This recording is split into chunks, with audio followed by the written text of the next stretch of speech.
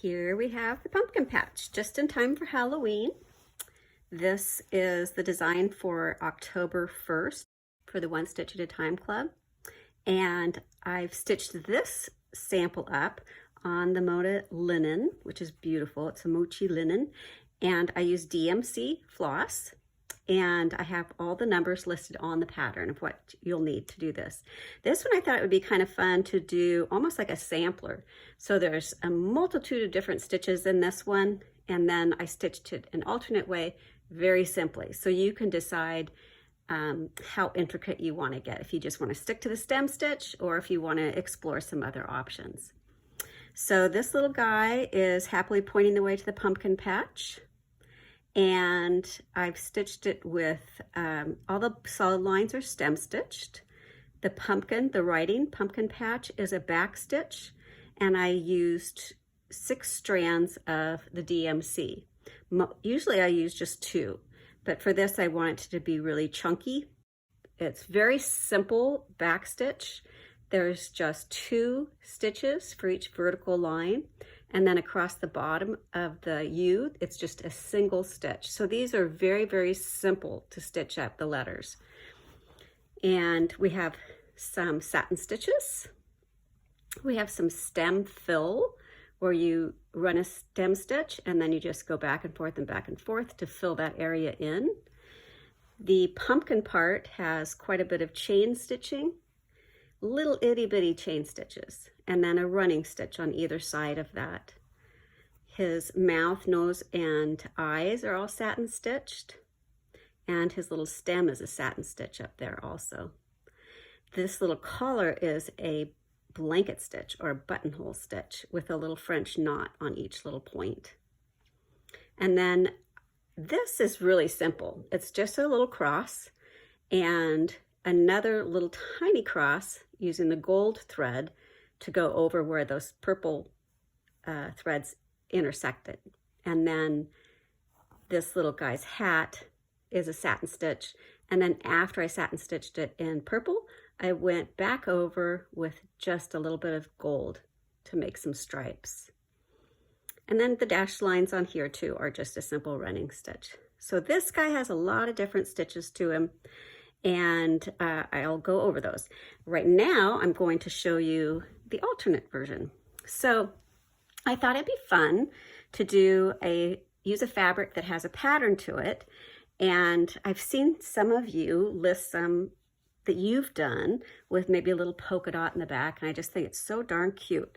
So I was looking through my stash, which isn't very big, and I really didn't find anything that was subtle enough, but I did find this fabric and I really liked it, but I was afraid it might be too busy and too dark to have the design show. But I thought, well, I'll give it a try.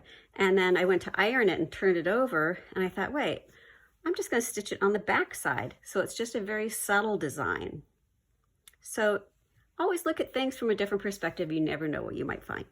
So this guy, I did go ahead and do a chain stitch on his body with the running stitches and the blanket stitch. I just did a simple stem stitch for the outline. And on the other one, I did a couching stitch. But I didn't fill these in with the satin or with the stem fill or the satin stitch, just a very simple stem stitch. So let's see, let's go over this collar, which is a blanket stitch. So you're going to start at one end and carry your thread on the outside. So the teeth are going to be pointing this way, so you carry your thread on the other side. I'm going to just take a little stitch at the top of the tooth, back to the line. The thread's going to go under the needle, and that's the first one. Now on this little point, I'm going to go straight down into the point. So the tooth will be going straight up from the point, just like that. Now I want to do a little French knot here. So I'm going to just go ahead, since this is one strand, I forgot to mention, I wanted to do this one a little bit more delicate. So I'm using one strand of DMC. So I wrapped it 3 times for a French knot. I'm going to put the needle down on the other side of this little loop to hold that stitch in place. Pull my loops down to the fabric, and then I'm going to hold that in place and pull my needle through. And there's my French knot. And then I'm going to just stick my needle up close to where I had started. I don't want to come up in the same hole that I just went down because it will take the stitch out. So just very, very close. And then I'll continue that blanket stitch around the side. I think I have enough for maybe one more right there. And then the collar is done. Now let's do a chain stitch. So on these little ones at the bottom, I always started from the base and then worked my way up because they are directional a little bit. Now on the head, I didn't do that. I just went all the way around. But so I'm going to start at the very base of the pumpkin, and I'm going to carry the thread around to kind of make a loop. Put the needle back down where I brought it up initially. I'm going to take a tiny stitch, like a 1/16 of an inch, and my thread is going to go under my needle, and I just pull it through. Now my needle is going to go right in that hoop inside, and take another 1/16 with the thread under the needle, and there's the second one. So once you get the hang of this, this goes really quickly. If you don't like the chain stitch, just use a stem stitch. I think that would look nice too. That's the fun part about these designs. I want you to do with what you feel comfortable with. If you don't feel like expanding yet, then don't put any pressure on yourself to expand your repertoire. You know, there's a lot of life left to try new things. So, okay, so I'm going to finish up this stem stitch, and then we'll move on to another stitch. Now that this chain stitch is done, I'm going to run a row of running stitches down the side of it.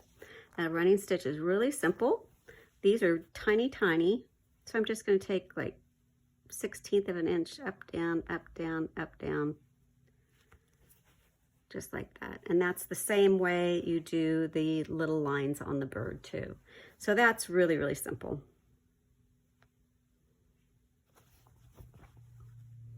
Now his nose and his mouth and eyes are pretty darn small. So on this sample, I did a satin stitch, and it's not perfect, but it works for me. If I was really bothered by it, I would take a black pigment pen or a Sharpie, and I would just fill that in to make it look like a perfect edge, and no one would know. So for this guy though, it's too small to do a stem stitch. You could, but I think it works just fine to take a single stitch on each side. So I'm going to take a stitch that direction, a stitch that direction, and a stitch that direction. And then we have his nose. So pretty simple. Now the mouth does have a curve to it, so I can't do that same thing. So with the mouth, I'm just going to do a stem stitch. So I'm going to start on one side, take about 1/8 of an inch, come back halfway in between, maybe even a little smaller than 1/8. When you're working with one thread, you need to make your stitches even smaller. And you want to pull them so that they're just nice and flat on the fabric. You don't want to pull too tight, because then it will just gather up the fabric. And you don't want them to be loose and sitting like big loops above the fabric. So now I'm coming to a point, and I want to have a nice crisp point on each side. So I'm going to bring my needle down, and there's a lot of different ways you can do this. This is just one way I've found I like.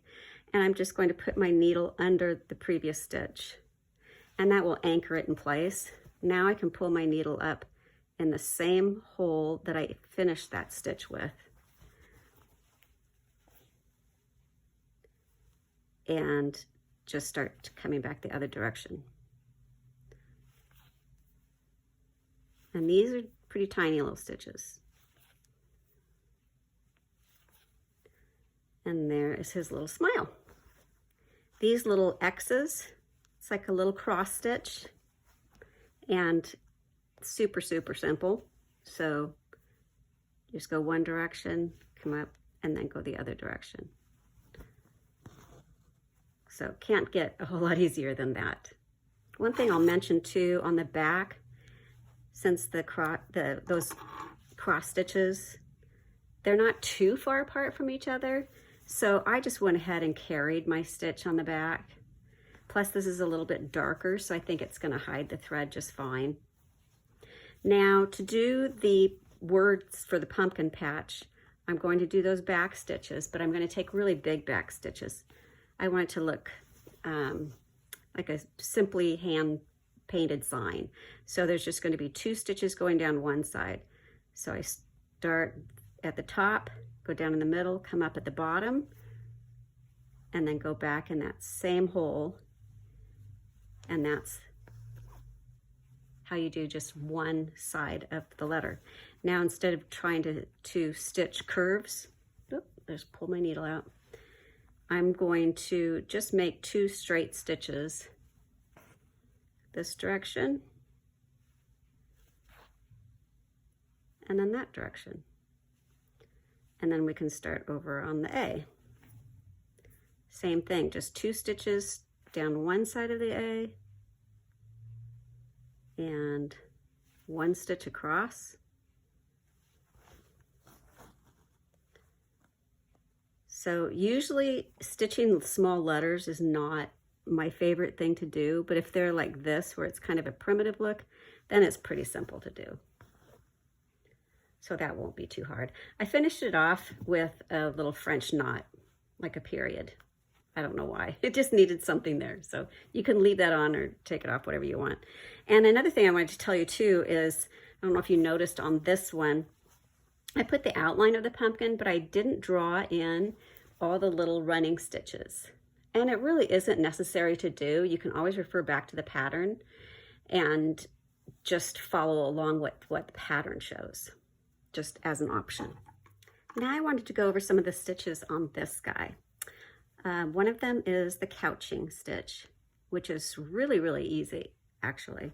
So I'm going to use all 6 strands of the purple, and that won't work too well with my size 7 needle I usually use. So I'm using a pretty hefty needle here. I couldn't find one in between here, the 2 sizes. So this one's actually bigger than it needs to be, but it just needs to be big enough so that you can thread it. Okay, so I've threaded my 6 strands. I'm going to tie a knot on the other end. You want a length long enough to do the entire thing without having to do knots. You can, but it's better if you don't. This is just a short piece just for the ease of this demonstration. So I'm going to pull the needle up at the beginning of the line.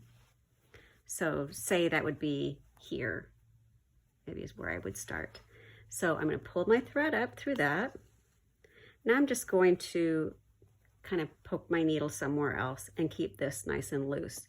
Now I'm going to take 2 strands of my yellow floss, and I'm going to bring it up about 1/8 of an inch from where I started with the purple, right on the line. I'm going to bring the thread of the purple thread to one side. Now I'm going to bring the purple thread to the other side, and I'm going to put my needle down in that same hole and then come up about 1/8 of an inch farther down the line.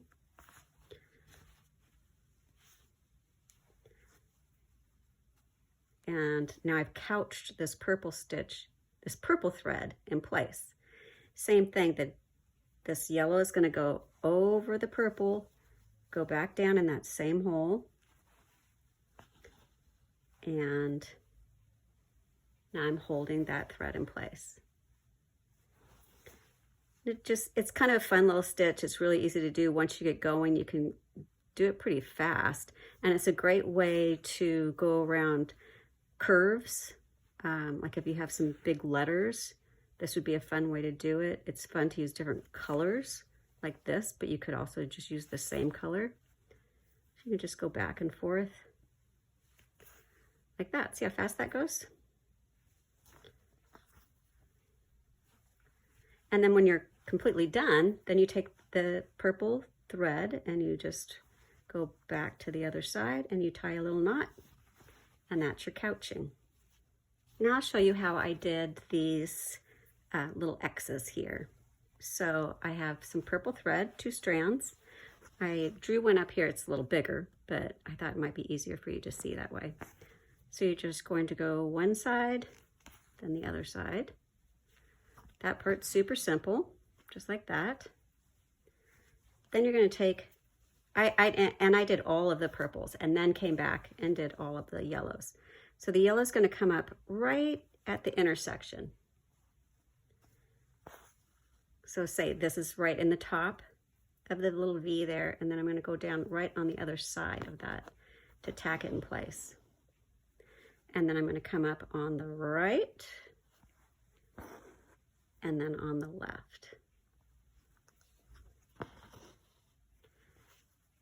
And it just adds a little pop of color in there. Super easy to do, but something a little fun and different. So for this little guy's hat, the base of it is just a stem stitch, and then the top little V is a satin stitch.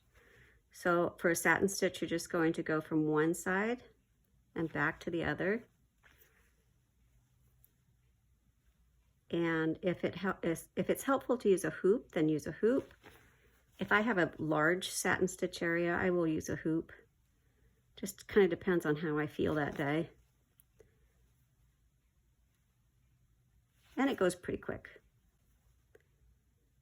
If you had a purple marker, like a Sharpie, you could color this all in and then do the satin stitches over it. And that way, if your stitches aren't touching each other, you don't see the fabric color below, you see the purple. And it looks like you've done a brilliant job. Like that. If you can see, there's a little fabric underneath there. If that fabric was colored in purple, you wouldn't see that. But you don't want to do that if you're entering it into a contest or anything. That's kind of cheating. Okay, so now we've got the satin stitch down on this little hat. Just go to the very last one. Now to do the stripes, all I did was I took 2 strands of the yellow and I just went from one side to the other and then went up a little ways. There's one stripe.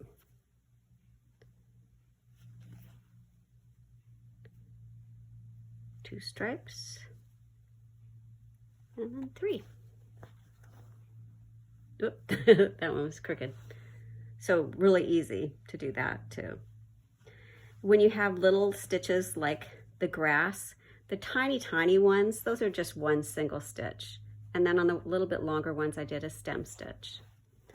And for the stars, I did each of the points as their own separate satin. And then I went back in and filled in the middle part. Kind of gives it a little dimension that I like. And that is how we stitch up the design for October.